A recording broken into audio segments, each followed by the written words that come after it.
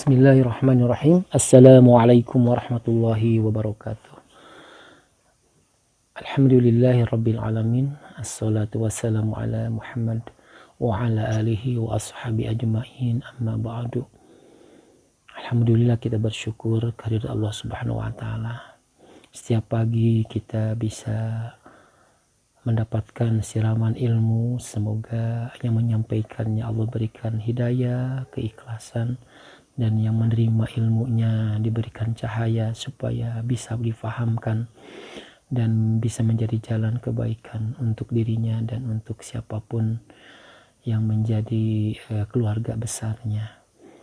Bapak-bapak, ibu-ibu, rekan-rekan, adik-adikku sekalian dimanapun berada yang menyimak program ini atau penjelasan tentang ilmu tauhid ini, khususnya mengkaji tentang bagaimana kita mengenal Allah. Salah satunya adalah dengan mempelajari, mendalami, mentadaburi sifat-sifat dan asma-asma Allah Subhanahu wa taala.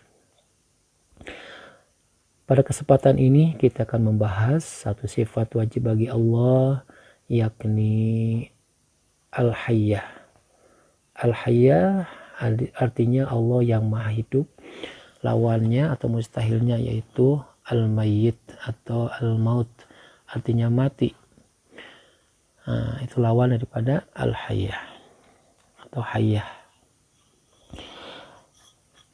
Saudara-saudaraku sekalian, kalau kita semakin mengenal Tuhan kita, Allah yang kita sembah setiap hari, yang kita sembah ketika kita beribadah, yang kita sembah ketika kita sholat, maka insya Allah mudah-mudahan menjadi jalan kita semakin khusyuk ibadah kita. Karena salah satu syarat kita semakin khusyuk dalam sholat, kita harus semakin mengenal Allah.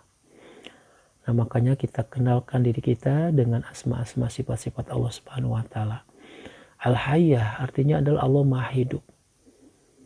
Dan ini untuk menjelaskan juga bahwa Allah itu baqo. Ya, Allah itu kekal dalam hidupnya Allah Subhanahu wa taala. Nah, Allah itu hidupnya Allah itu sebelumnya tidak ada istilah mati dulu baru hidup. Apalagi nanti mati lagi, tidak. Allah itu Al-Hayyah, hidup selamanya. Alam raya suatu saat di hari kiamat akan hancur, Allah tidak akan hancur. Dan itu haknya Allah Subhanahu wa taala. Dan kita tidak usah memikirkan terlalu mendalam tentang zat Allah. Sebab hal itu yang gaib. Kita tidak mungkin sampai, otak kita tidak akan sampai. Tapi minimal secara logika, kalau Tuhan kita ini suatu saat akan mati, berarti kan sama dengan makhluk, ada yang menciptakan. Padahal Allah tidak menciptakan. Ya. Qul huwallahu ahad, Allahu samad, lam yalid walam yulad walam yakul lahu kufuwan ahad. Allah tidak diperanakan dan Allah tidak beranak. Ini jelas sekali ya kalimat la ilaha illallah, tiada Tuhan selain Allah. Jadi yakinilah bahwa Allah itu maha hidup yang tidak ada awal dan tidak ada akhirnya. Allah senantiasa hidup terus. Nah, ada satu ayat yang menjelaskan hal ini dalam surat Al-Furqan, ya, surat Al-Furqan itu ayatnya tentang hal ini ayat ke-58. Boleh menyimak di rumahnya masing-masing, saya akan bacakan. A'udzu billahi minasyaitonir rajim. Bismillahirrahmanirrahim.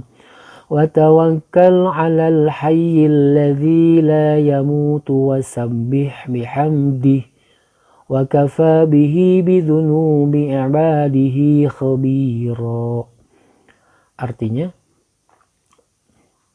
dan bertawakallah kepada Allah yang hidup,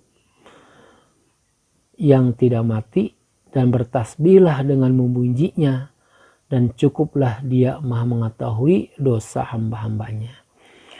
Nah, hadirin yang berbahagia, kalau kita bicara Al-Quran berarti ini bicara tentang burhan, tentang dalil nakli yang menjelaskan tentang pemahaman tadi bahwa Allah itu maha hidup. Ini jelas sekali kenapa kita harus tawakal kepada Allah, menyandarkan seluruh urusan kita kepada Allah, ya, menyandarkan semua urusan kepada Allah, karena Allah yang maha hidup. Di sini ditekankan, maksudnya apa? La maut, tidak ada maut, tidak ada mati bagi Allah. Nah, makanya kalau kita makin memahami tentang Allah maha hidup, mudah-mudahan setiap desah napas kita ini betul-betul mengingat Allah Subhanahu wa Ta'ala.